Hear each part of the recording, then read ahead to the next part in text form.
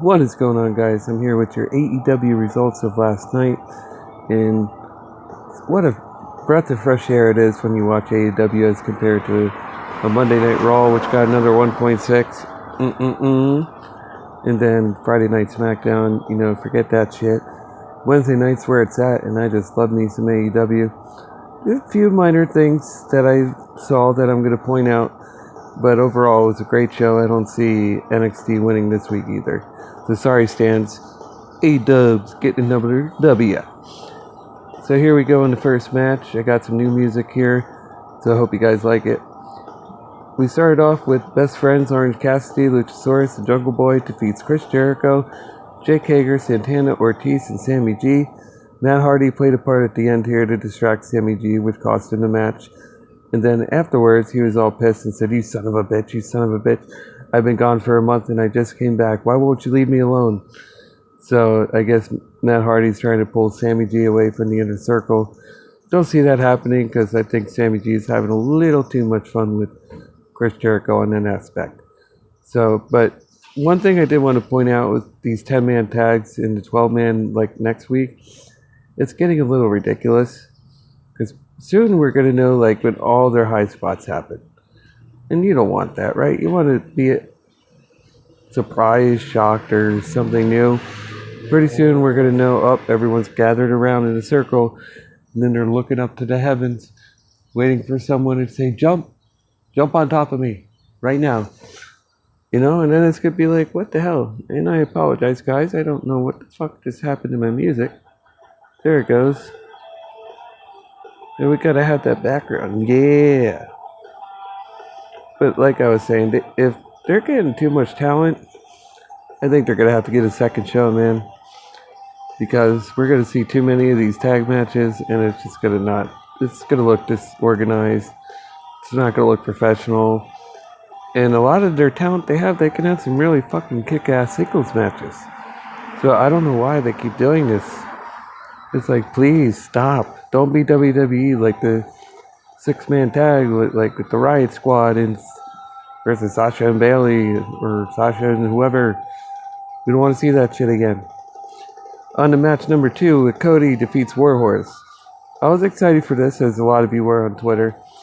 I did see some things beforehand of who Warhorse was. I never heard of him until they mentioned him.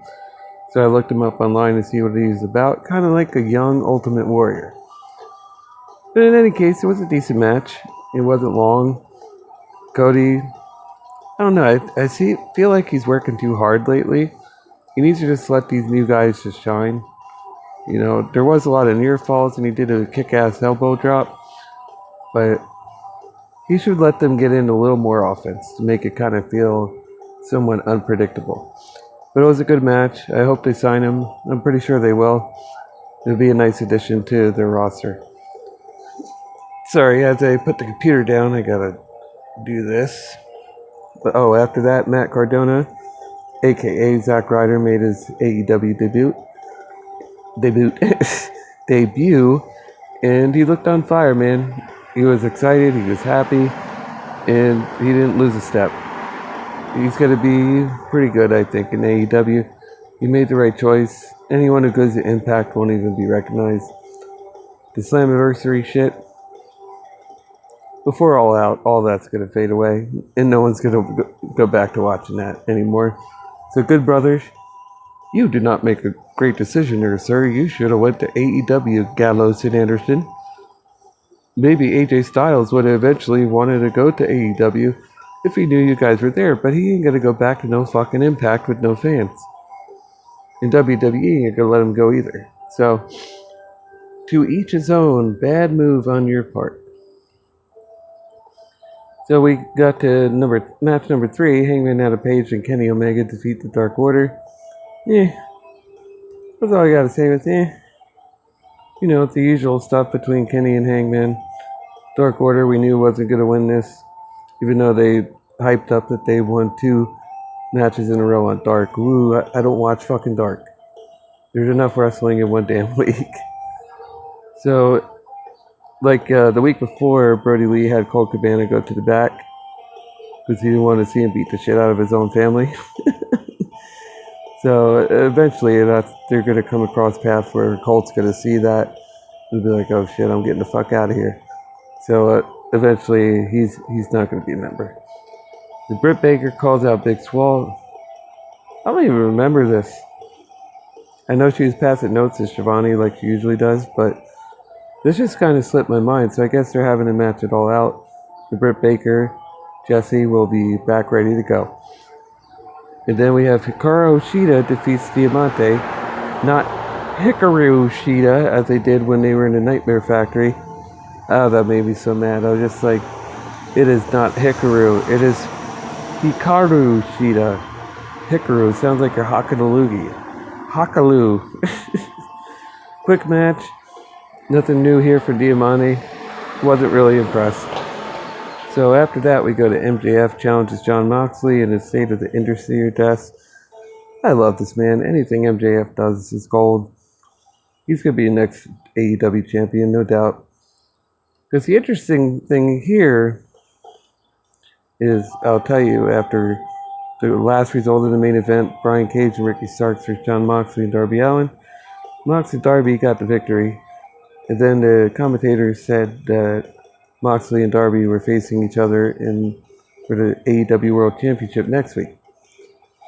Now, we all know Mox is going to win that, so that's going to put him at 20-0.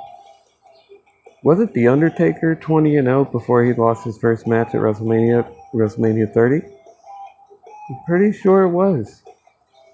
So I thought about that, and I'm like, that's kind of interesting that they are following that pattern with Mox as WWE did with The Undertaker. I don't know, I'm just a nerd like that. Sorry, being a fan. But overall, I think AEW has nothing to worry about with NXT this week. I know they're going to win the ratings. I just had that feeling. I've usually been right about this 95% of the time. So I really enjoyed it. Next week is stacked. Cannot wait for Mox and Darby Allin, even though we know Mox is going to win. So I hope you guys liked the video. Thank you for those who subscribed over the last few weeks. I will get back to you. I have subscribed back to a few already, but I will get to you. I promise. I will. And if you can leave me a like or a comment, I'd really appreciate it. If you're new to the channel, hit that subscribe button. Also, look down below at my daughter's YouTube channel. I think it's Starlight Galaxy. If you're in the Gotcha Life, if you want to give her a hello or subscribe to her channel, that'd be great. And my editor, Apollo, for making my Madden intro. That was badass. Thanks, man. I appreciate it. Look forward to doing more work with you in the future, bro. But until next time, which will probably be Saturday, probably do the SmackDown review. If there's anything worth talking about, I'll probably still do a quick recap anyway, just to get something out there. But until then, guys, take it easy, and I'll talk to you on Saturday.